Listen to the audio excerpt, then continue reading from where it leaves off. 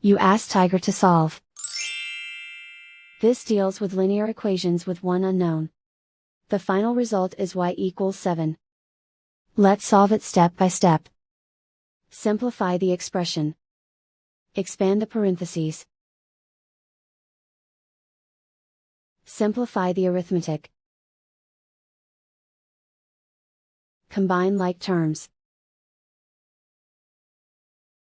Group all constants on the right side of the equation. Subtract 4 from both sides.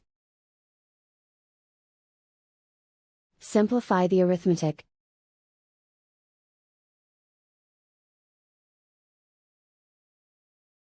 Isolate the y.